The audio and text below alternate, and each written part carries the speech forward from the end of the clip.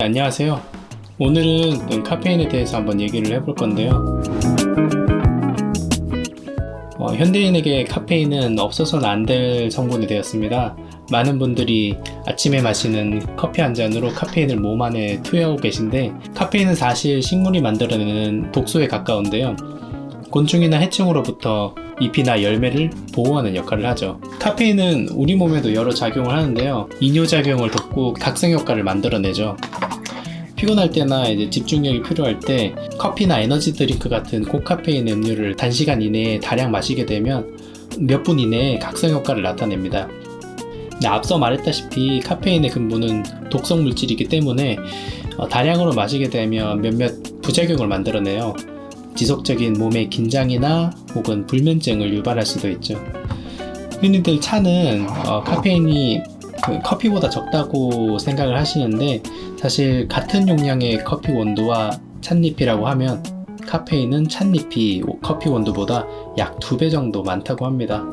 그럼 차를 마시면 커피보다 카페인을 더 많이 마시게 되는 걸까요? 그 전에 차를 한 잔 마시면서 얘기를 한번 해보죠. 제가 오늘 마실 차는 백무단이라고 하는 백차입니다.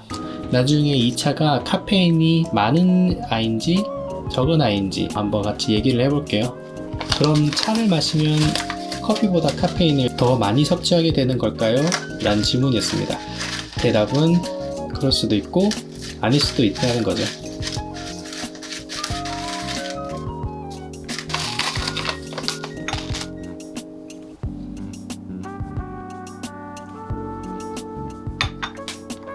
아까 말한 것처럼 같은 용량의 찻잎과 커피 원두에 있는 카페인을 비교했을 때 찻잎에 있는 카페인이 더 많다고 했었죠.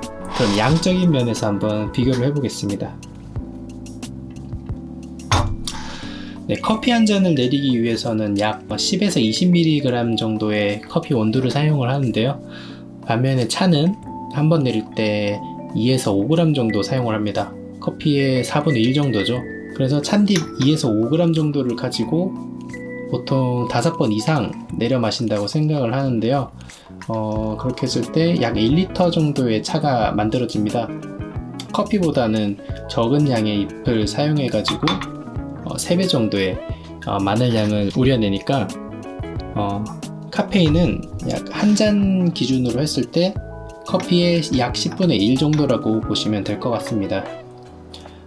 카페인은 높은 온도에서 용출이 더 잘 되는 특징을 가지고 있는데요. 커피는 커피 원두를 미세하게 갈아서 약 100도씨 정도의 끓는 물로 내리게 되죠. 그 과정에서 커피는 가루 형태로 되어 있습니다. 그래서 카페인이 더 잘 용출되는 구조를 가지고 있는 거죠. 차는 종류에 따라서 물의 온도를 다르게 해서 내리는데 약 90도 정도 전후로 차를 내리게 됩니다. 또한 잎 그대로를 내리기 때문에 커피보다는 카페인이 용출되는 양도 좀 적은 것이죠. 일반적으로 뜨거운 물로 우렸을 때 찻잎의 카페인은 약 70% 정도 용출이 된다고 봅니다. 찻잎에는 카페인 외에도 여러 화학물질이 존재를 하는데요. 그 중에 가장 대표적인 물질이 카테킨과 테아닌입니다. 카테킨은 카페인과 잘 결합을 해서 우리 몸 안에서 카페인이 흡수되는 것을 방해하는 작용을 하는데요. 또 테아닌은 우리 몸에서 카페인과 정반대의 작용을 하는데요. 카페인이 긴장, 각성, 흥분 작용을 일으킨다고 하면 테아닌은 그 반대인 완화, 진정 작용을 일으킨다고 합니다. 그러므로 차에 카페인이 좀 들어있을지라도 같이 들어있는 카테킨과 테아닌들의 작용으로 인해서 우리 몸에 카페인이 끼치는 영향은 좀 미미해지는 것이죠. 그런데 차 중에 커피와 비슷한 양의 카페인을 섭취할 수 있는 차가 있습니다. 바로 말차인데요. 말차는 찻잎을 그대로 갈아서 마시는 차죠. 카페에서는 말차 라떼나 녹차 라떼라는 이름으로 제조를 해가지고 판매를 하고 있죠. 이 한 잔에는 말차 가루가 약 2g 정도가 들어가게 됩니다. 커피 한 잔에는 약 60에서 80mg 정도의 카페인이 들어있는데 말차 라떼 한 잔에도 그 정도의 카페인이 들어있다는 사실. 당연히 찻잎 그대로를 갈아 마시기 때문에 카페인이 많을 수밖에 없는 거죠.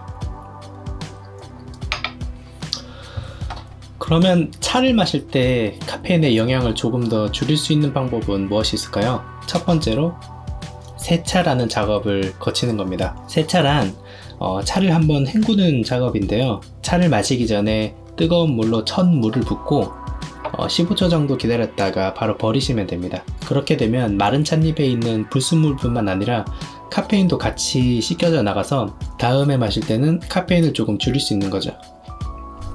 두 번째로 찻잎입니다. 차의 종류에 따라서 이제 카페인의 함량이 다른데요. 일반적으로 어린 잎으로 만든 차일수록 카페인의 함량이 많습니다. 앞서 말했듯이 카페인은 독성 물질인데요.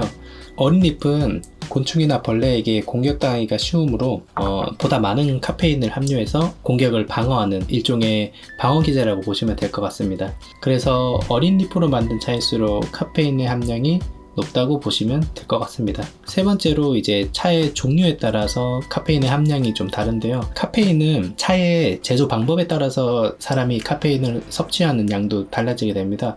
일반적으로 산화 과정이 없는 백차부터 녹차, 그리고 우롱차, 홍차 순으로 카페인의 섭취량이 증가하게 되는데요. 홍차는 찻잎을 산화를 시켜서 만드는 차로 카페인이 보다 많게 되는 거죠. 카페인에 민감하신 분들이라면 이런 차 종류를 조금 아신 다음에 종류별로 마셔보면서 나에게 맞는 차를 고르시는 것이 좋을 것 같습니다. 그래서 오늘 제가 마시는 이 차는 백무단이라는 차라고 했죠. 이 차는 조금 어린 잎을 따서 만든 차긴 해요. 그런데 백차라는 게 산화 과정을 하나도 거치지 않고 만든 차입니다. 그래서 다른 차들보다는 카페인의 함량이 조금 적다고 볼 수 있는 거죠.